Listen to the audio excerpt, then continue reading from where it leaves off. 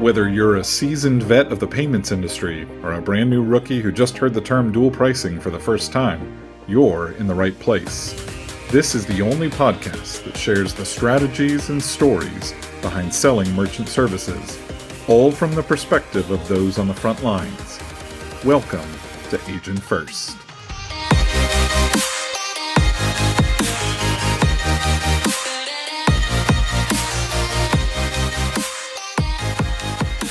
Welcome to the latest episode of Agent First. I'm Jon. He's Justin. Hello. We're in a new space. Yeah, I love this. This is awesome. We just recorded another one, Beautiful. and I'm not sure which order they're going to come out. So either we sound silly that we're in a new space, or we're in a new space. Who knows? Yeah. It's the same studio where we've been recording, but they made this cool little kind of podcast. I love it. I love it. It's awesome. It feels very, very inviting and yeah.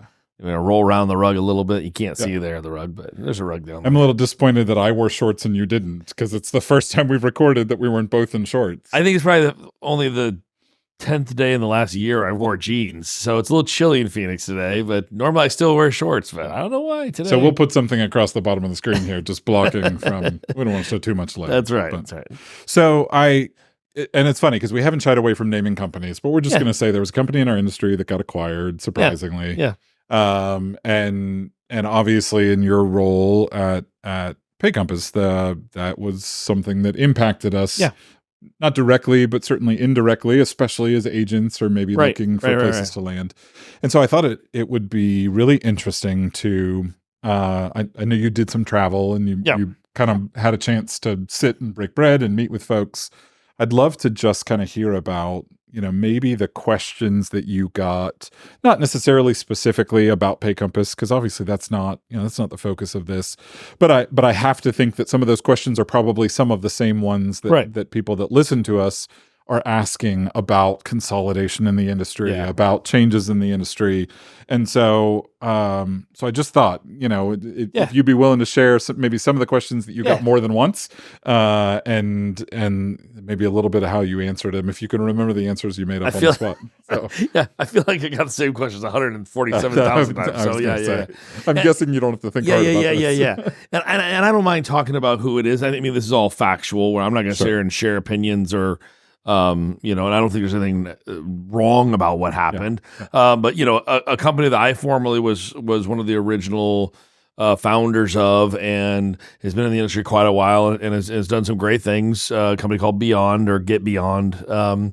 We went by Beyond when I was there, and then changed to Get Beyond a little later. Was acquired, and I think a lot of people kind of saw it coming, but it was definitely a shock and surprise to many people. And the fact that it was acquired by a large company in the industry named Global Payments, who does a lot of acquisitions as well. And not a huge surprise, I don't think, to a lot of people, but to some people maybe who newer to the industry, a little bit of a like, oh gosh, what do I do now, right? And at the end of the day, an acquisition is an acquisition. It's business. It's going to happen. And that's what I try to remind people at first. And the day it got announced, it was a few days before Christmas. The day it announced, I kind of put a post out there helping people to understand, like, hey, take your time, just relax. This is all going to work itself out over time. Many of us have been through this before.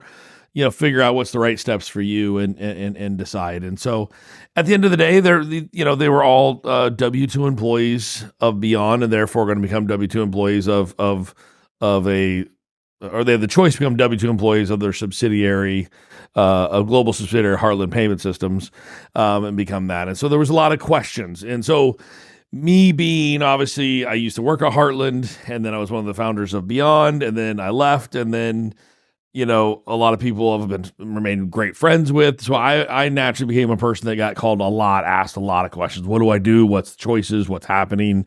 That sort of thing. So I would definitely say one of the most common concerns out there is just the ongoing consolidation in the industry. That by far the most common, concern, just heartburn in general of what's next. I got in this industry because I want to build my own residual. I want to build a portfolio. I want to build something for the long term. And while, when consolidation and buyouts happen, those companies honor their agreements. Their agreements usually give them the opportunity to buy you out, buy out your entire portfolio, give you a big lump sum of cash. And while on one hand, that's great, everybody loves a big lump sum of cash, you are building a portfolio because you want to have that monthly recurring revenue. And so there's a lot of concern around that, a lot of concern about what's next. What do I do to protect myself so that doesn't happen? And my recommendation for anybody who's looking for that, and there are a lot of people that don't mind that. There are a lot of people that are okay with, that W-2 world. But my recommendation to them was try to go build your own thing. Sure. Work with a company, whether it's us or anybody else out there that gives you that ability to build your portfolio and go forward. Now, that doesn't mean that somewhere down the road, those companies might not be sold as well. And there's always that possibility. But there are companies you can team up with that give you a lot more protections, a lot more opportunities than others. That give you the ability to build it and not have to worry about that just sudden buyout. So that kind of being, the portfolio buyouts being forced upon people definitely upset a lot of people. A lot of people were really happy about it. They liked it. But I'd say the vast majority of people were very concerned about that part of it and looking forward and saying, well, what are you going to do? What's this company going to do? What do you know about this company? How about this? And so there's been a lot of crystal ball discussion for sure. And it's I certainly won't ask you to speculate, but I have to think that's the all right, well, if I'm going somewhere next, maybe because I didn't want to be a part of something this big and corporate, how do I figure out which one isn't the next one on their to-do list? Exactly. Of doing Exactly. That. Yeah. There's a story I know of a person who literally left one of the big companies in a very public way, went to one of the small companies, and then the small company got bought by the big company a few weeks later, and hey, you're back. Nice. And so that person wasn't around very long. So there's, you obviously don't want to be in that situation, but there are a lot of companies out there that are not looking to get acquired. They're nowhere near getting acquired. You can build a tremendous portfolio at those places. And that's what a lot of these people are looking for. Now, there are a lot of people that are sticking along and going right along with it, and that's great. And I, I've given that recommendation to many people, hey, it sounds like the right fit for you is just to keep moving forward. Stay with right where you're at because you like that model. But the people that are truly looking to build something for themselves and for their own, that like that 1099 lifestyle, there's a lot better opportunities there for sure. What other kinds of questions did you run into as you were kind of doing your crisscross world tour, U.S. tour? Yeah, mainly. I didn't leave the U.S. too often. There was a lot of questions around, and this can get into a whole other topic of things we can talk about, but just some of the fees that are being seen out there by other processors and whether they're legit. There's a lot of. It's become this very gray area of it's been there on some processor statements, some processors charging these fees that's been there for so long that I've almost was it real? Is it actually there's actually a cost to this? Is it a pass-through cost from Visa, MasterCard, or is it some legitimized service that they're doing that I just don't understand? There was a lot of questions around that. And there are certain processors that do that worse than others, or I'd say are more guilty about it than others, and use those fees. So there's a lot of conversations around that. What is, are there certain requirements out there, and this company is charging these fees to offset those requirements, and why aren't you doing that? And so that was a very interesting one. That was, there's a lot of tiptoeing around that because, at the end of the day, any processor can charge any fee they want to. Yeah. If the merchant agrees to it and signs off on it, you've agreed to it. That's not how we work at PayCompass. We're not about having all these additional fees. It's not what we do. But there's some processors that do, and that's their business model. And so, right, wrong, or indifferent, that's your decision. As a salesperson, you want to go along with that for sure. But that was definitely one of the big ones out there, trying to understand that model. And then the other one was just how many different business models exist in our industry and understanding what's the right fit for that person. And I try to think of myself as not being just I'm trying to recruit everybody and get everybody to come to Pay Compass. That's definitely not the thing for us. And I think any responsible ISO would do the same thing. Would say, well, I just don't think we're the right fit for you. Somebody who's brand new, that you're not the right fit necessarily for Pay Compass. There are places that are a great fit for you, and many other ISOs feel the same way. And so, trying to find the place that has the right tools for that person, because there are different businesses. There's some out there that are 100% commission, or 100% residual. That's all you make. There's some that have a mixture of we pay you a small salary and then a smaller commission.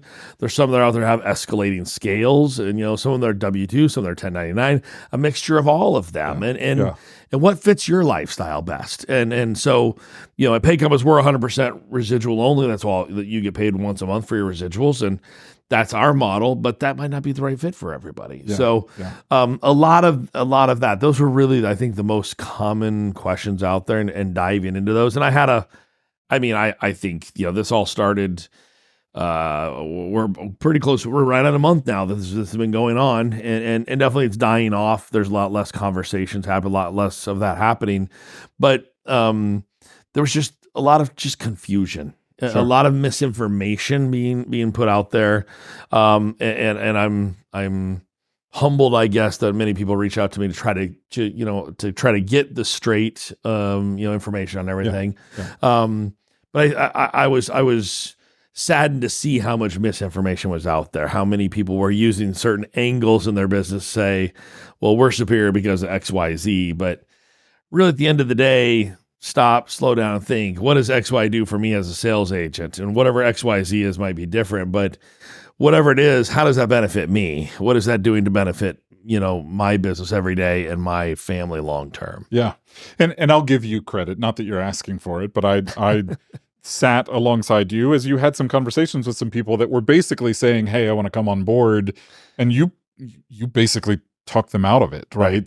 Because again, it isn't necessarily the right fit for everyone. It is about kind of figuring out, where you're at in your career and where you're at in your experience. Absolutely. And, what kind of portfolio future you have and all those kind of things. We're not the right fit for everybody. And I know we've talked, we've done episodes where we've talked about kind of the W-2 and 1099. One of the things that I took away from this is a lot of these people were essentially forced into making a decision about where they wanted to work. Right. And again, to your credit, I don't feel like we ever actively try and encourage anyone to come work with us or to go work elsewhere. Right.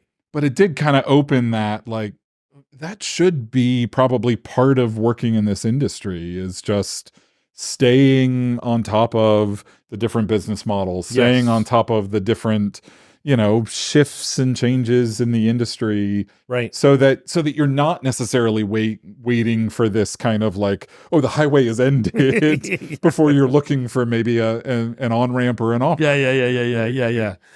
Where the famous thing about being an entrepreneur, and that's, I brought this up to many people, is you're the parachute, you've already jumped out of the plane trying to figure out how to make the parachute work now, right? And that's kind of where they were at, what do I do now? And I don't want to mean it out to be that dire. I mean, they all had opportunities to continue employment. There was those offers out there. So I don't want anyone to think they didn't come in and say, "Hey, you're all fired." It was just trying to figure out what was the right fit for them. Many of them, it kind of forced them to make a decision. You're exactly right. And so I think it's, there is a need for that. There's a, and I hope our podcast in some small ways is helping that for what that need is.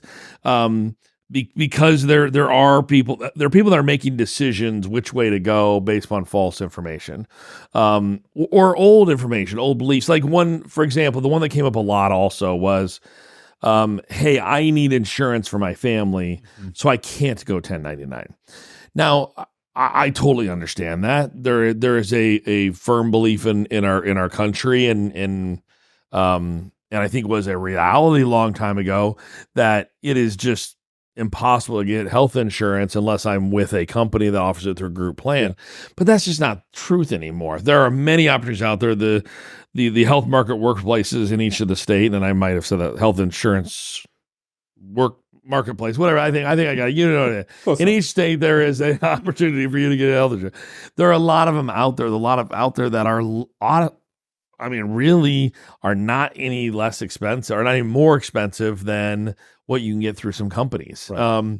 I know when I left, my last W-2 role and looked around, I was paying about the same as what I was paying there. I mean, a little more, but not much. And so when you start there's and I think some of that is definitely brought around by W-2 companies saying, hey, come to us, we'll give you this. You won't, man, you're not going to get any insurance if you leave. But I think a lot of it's just a belief system that's out there as Americans that we think like, oh, that's where you get it. And it's this big scary world out in the 1099. And what do I do? I'm never going to have that option. So that is something that a lot of people have to overcome and figure out like, okay, I'm not going to have a 401k if I don't do W-2. Yeah, I'm not going to have health insurance from my company. Yeah, I'm not going to get, Social Security matching, but there's ways to overcome all of those things. There are vehicles in place, there are investment vehicles in place that rival your 401k. There are health insurance options out there. There's ways to basically create an LLC and then pay yourself out of the LLC and still have Social Security, benefits. Right. So all those things are there. There's ways to achieve that while usually operating then in a 1099 world where you're going to make a lot more income. So, yeah. And that's a whole other thing I'd love to have on a future podcast here, is somebody talking about maybe that concept of there is a lot of opportunity in the 1099 space, and I coach agents on this a lot, is a way to structure your business that you don't have to go through those difficult times when it comes time to qualify for a mortgage or qualify for a house, and suddenly, you're self-employed. Okay, I'm going to need 80,000 documents now from you. So there's ways to manage that to make it a lot easier for you. What was maybe the one question that you were surprised by? Some of those I think are all about probably what you expected as you started to have the conversation. Were the questions that you got once or more than once that were felt maybe they were a little more from left field? Yeah, there was two people that and disconnected from each other, and I couldn't find any connection between the two of them. They were absolutely convinced in their mind that we were simply a shell company for another company. That we were simply a puppet being ran by this other company. And both cases, they thought the same company. Okay. So in both cases, I had to get them to understand that wasn't the case, because they were just like, well, I don't know, I heard it from a reliable source and yada, yada. That you had to take that. I had to provide both of them with documentation showing, like, from our state, showing like, no, I'm 100%. I even took one of them and I showed them my tax returns, just pulled up my laptop and showed them, here's the company tax return. It shows you everything, like shows you who it is. And then this flows through to me so that was an interesting one. Like, they just got in their head and neither of them, and I didn't press them on them. Neither of them ever shared who got it, but somebody had obviously, got them convinced of that. So that was an interesting one to definitely overcome. And then there was a lot of questions just about, is this legal? Is this, a lot of that stuff. And that's a natural question. And of course it's legal. It's, well, I mean, I'm not going to get into being a lawyer, but, companies get bought out all the time. There's acquisitions happen. Of course, this is part of what's going to happen. So, well, and it, one of the companies that we both formerly worked at, and I was partially responsible for crafting the stories, is that ISOs are organizations that don't necessarily have people's best interest in mind. Right, and we're evil, profit hungry, and anti-merchant, yes. or all of those things. We live under your bed. Yes, right. That's right. That's right. And so I'm sure there was some of that as well too. Just that, and you've done a great job of it. I don't think by any means we were convinced that we're the only one that's doing good work. I think there's lots of them that are doing good work, but it is definitely a belief that's been held, especially at some organizations, that it's the wrong way to operate in this business, even though most of them are ISOs themselves. Exactly. And there are people out there that are convincing them that, and I think this is dying away. But when I was in that world, like, you didn't go to any trade shows. You weren't encouraged to go to trade shows. I encourage everyone that works with us, everybody in this industry, if you're listening to this, the find your acquire show that is in your region. There are 4 of them every year. They're extremely inexpensive. You can get into them for usually less than a couple $100.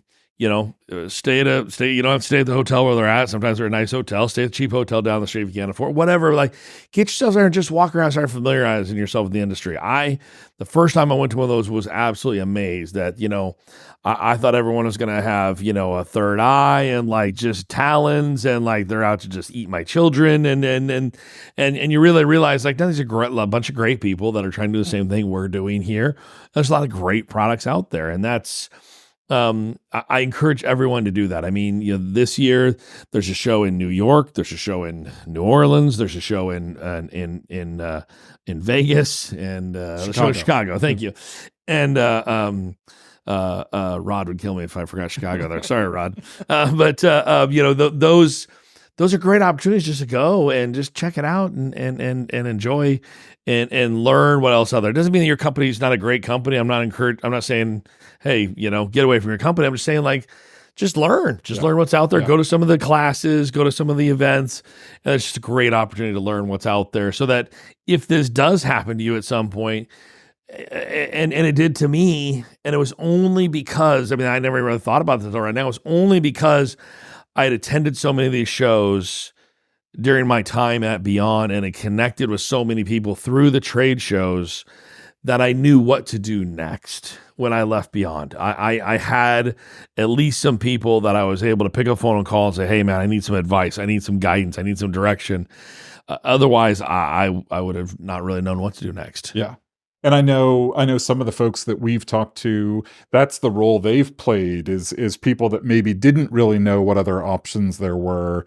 And we're just trying to say like, if I don't want to go where we were acquired, what else can I even do? Right. Yeah. I think just some of the basic idea, not even the W-2 versus 1099 or anything like that. It's just like, how do I even find these? Yeah, what do I do next? They're not in the phone book. Yeah, not too many of them. There. And we've talked to enough of them that have also said the other side is true. That there were certainly folks in the ISO community that felt like there was fresh blood in the water, and so it churned a whole lot of folks. It's funny how many people I'm connected with that all of a sudden started posting on LinkedIn really regularly right around December 23rd. Yeah, weird. Yeah. They decided to choose Christmas as a time to really show up on social media. Yeah. But so I think that's the other part of it too, right? Is I think it can be a little overwhelming. Absolutely. The number of ISOs that are out there, and again, how do you evaluate them, and how do you prioritize kind of what matters to you as you're building your portfolio or building a future and such. Our good friend Chris Schmeeds that from works at Talis Pay now, amazing guy, good friend. Chris recently said in a post that people want to believe, right? That you want to believe the person who's sitting across from you. So, you don't necessarily dive into the details and check it all out. And so in these times, you're getting calls from, 8,000 different recruiters, 8,000 different maybe people you worked with in the past are like, dude, you got to come over here. This is the greatest over here. And they're not necessarily being level with you, right? They're not telling you the goods and the bads. Their job is to recruit you. Yeah. And you want to believe that. And that's why, I don't think people are irresponsible or doing the wrong thing because they're not reading all the details of it. It's human nature. You want to believe too. We're trusting by nature, and they trust that other person that's calling them. Yeah, for sure. Well, I'll say, and you've done this on previous episodes. That anyone that's whether it's connected to this acquisition or just generally trying to figure out kind of where they can go next. Yep. We're a group that will gladly answer your questions without trying to convince you that you have to come live in our neighborhood. Right? Absolutely. We should do that sometime. I should just share contracts that I've read because I do regularly. I had one the other day that I reviewed for somebody and I actually got super excited because it talked about the survivorship clause, right? Yeah. I talked about this, right? And I haven't talked about this on a podcast. Yeah. I thought, okay, I'm making sure I'm getting old and senile here and repeating things. And I got so excited because, if anybody that's followed me in the Pay Compass story knows that, like, having survivorship written in your contract to where your residuals are protected and it's written in your contract is a big thing to me. And it's a big thing I wanted to change about the industry. And people talk about, hey, we're changing the industry, but, like, are you really? What are you really doing? Like, this is one of the things I'd love to have as my mark on the industry. And it doesn't need to be my mark, but I just want to see change, right? Yeah. I would love to see, 20 years from now that every contract includes it, just like lifetime residuals are in all the contracts now. That didn't always used to be. That just changed over time. And I hope this does as well. And so I was reviewing a contract for somebody the other day that necessarily wasn't coming to work for us, just as a favor. And in there, I saw survivorship. It was one of the last things I was like, oh my gosh, this is awesome. Somebody else is doing it. And then I read, and it had a caveat in there that yes, your residuals continued on to your heirs after you passed away, but your heirs were required to continue to fulfill your duties as an agent. So that means, Jenny, your 6-year-old daughter needs to go out and change out the terminal paper, when your merchant needs it, or otherwise you're not getting residuals. And it's like, oh, come on, we're getting closer, but we're not quite there yet, guys. I mean, that seems to me is just a company that's trying to throw something in there to say, oh yeah, we got that too, without really meaning to fulfill it. Yeah. Well, I think we're gonna call that time for today. I know we probably scratched on some future episodes always in some of these topics. I welcome back to Phoenix, because I know you haven't spent a whole lot of nights here. It's been nice to be home for so it's good. I'm sure it's good to be back and in our cool new podcasting space. Yeah. And we'll do this again next time. All right, thanks, John. Thank you.